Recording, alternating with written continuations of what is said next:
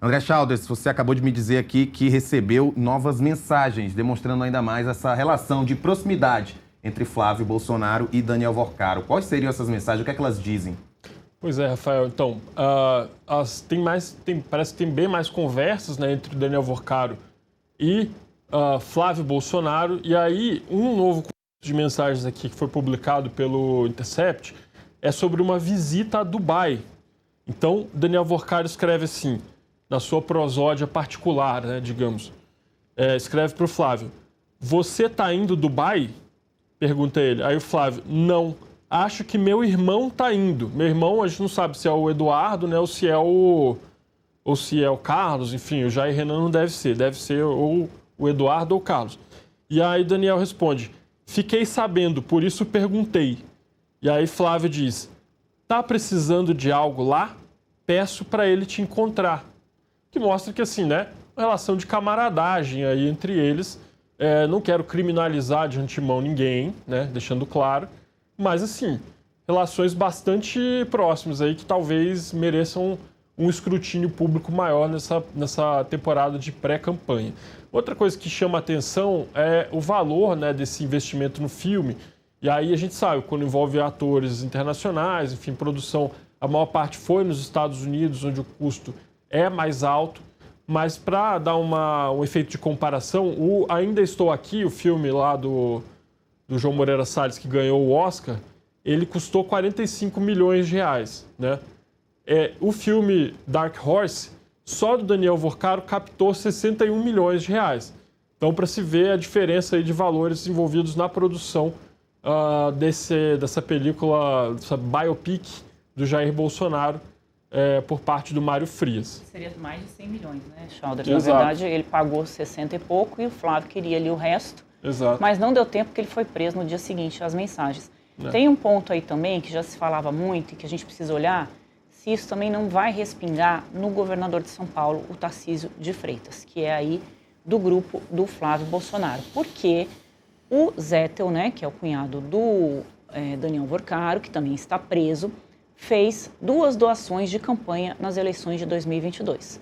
Uma para o Jair Bolsonaro e a outra para o Tarcísio de Freitas. No caso do Tarcísio, foi a maior doação, né, de uma pessoa física para uma campanha. E nunca se entendeu muito por que razão, né, essas escolhas aí desses 2 nomes. Agora a gente está vendo que, na verdade, eles tinham ali uma relação bastante próxima, né, como as mensagens estão mostrando. Então a gente não tem só áudio, tem também troca de mensagens de texto. Provavelmente vai ter um monte de troca de mensagens de texto que vai pipocar aí nos próximos dias. Então, essa doação de campanha pode ser que seja explicada em algum momento aí nessas conversas. E essa doação foi só por dentro? Tem doação por fora também?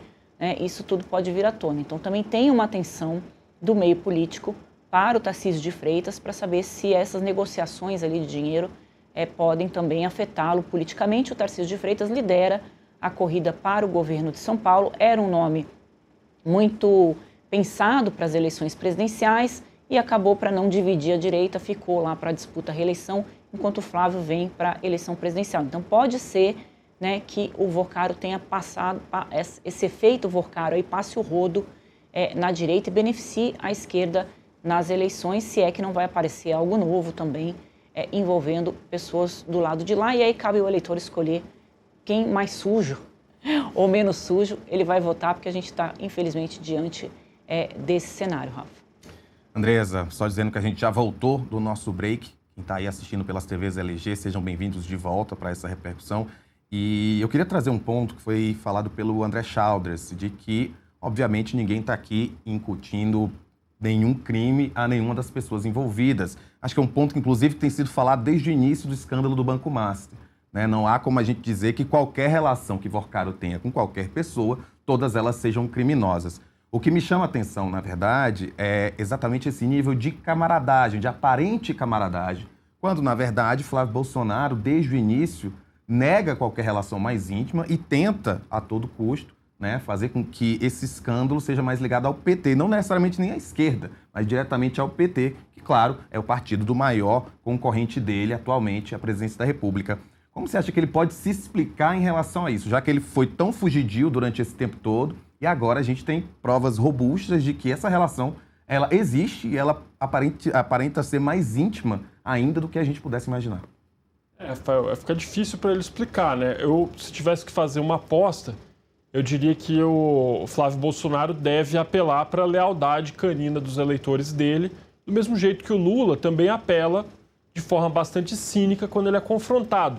Então, para um eleitor petista convicto, para um eleitor bolsonarista convicto, nada disso importa, na verdade, né? O eleitor bolsonarista vai dizer que isso é uma perseguição do governo, que o governo vazou esses diálogos. Era só um filme, que não era que era só um filme, que não era não sei o que e tal, que não era um investimento, né, e tal, e que o governo vazou esses diálogos com a intenção de criminalizar o Flávio. Eu acho que vai ter uma parcela do eleitorado que é mais bolsonarista, que vai comprar essa hipótese. Do mesmo jeito que tem uma parcela mais petista do eleitorado que acha que o Cred Sexta ter surgido na Bahia foi uma mera coincidência, que o fato do Guido Mantega ter sido contratado e receber dinheiro do Banco Master enquanto estava no Ministério da Justiça do Lula era coincidência, que o fato da nora do Jacques Wagner receber dinheiro do Banco Master por uma consultoria também era coincidência. O Careca com o Lulinha também, o Careca com o Lulinha, mas aí já é outro escândalo, né? Daí já é o INSS. A gente nem fala mais, mas também tem esse outro escândalo no Brasil revelado pelo Metrópolis, né? Da farra do INSS, do Lulinha, que era filho do presidente Lula, né? Que era bastante próximo do Antônio Carlos Camilo Antunes, o careca do INSS.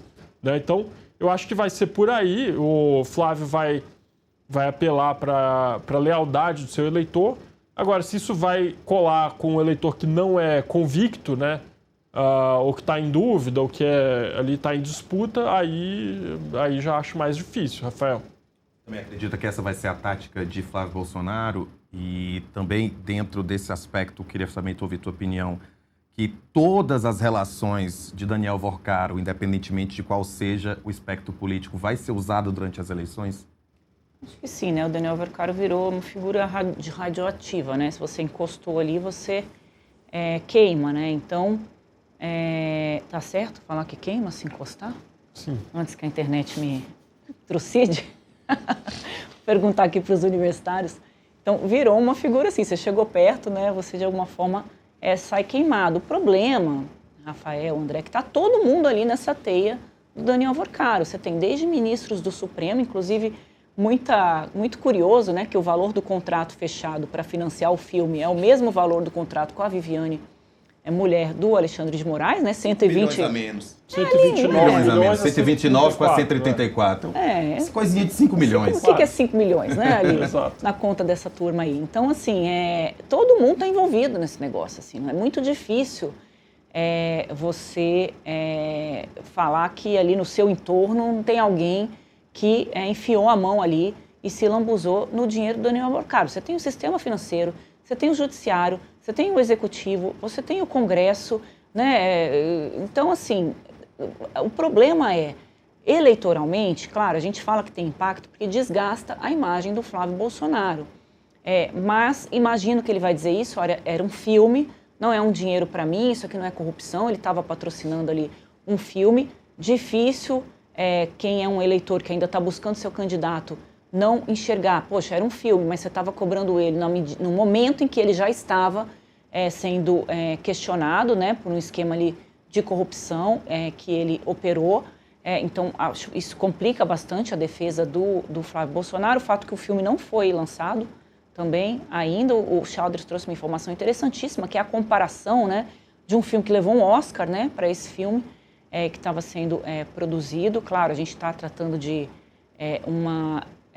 um elenco ali, né, de artistas internacionais. Aí a gente vê também como essas pessoas são assim, né, um pouco fora da casinha, né, de querer fazer uma produção. Né? Eles diziam que iam fazer uma produção internacional porque eles eram perseguidos também, não conseguiriam fazer um filme no Brasil contando aí a história, né, do ex-presidente Jair Bolsonaro. Enfim, politicamente, eu queria fazer esse recorte, por mais que desgaste a imagem do Flávio, o eleitor, ele também vai fazer suas escolhas olhando outras questões, principalmente segurança pública, economia, porque o eleitor brasileiro ele tem muito na cabeça, infelizmente, aquela coisa rouba, mas faz.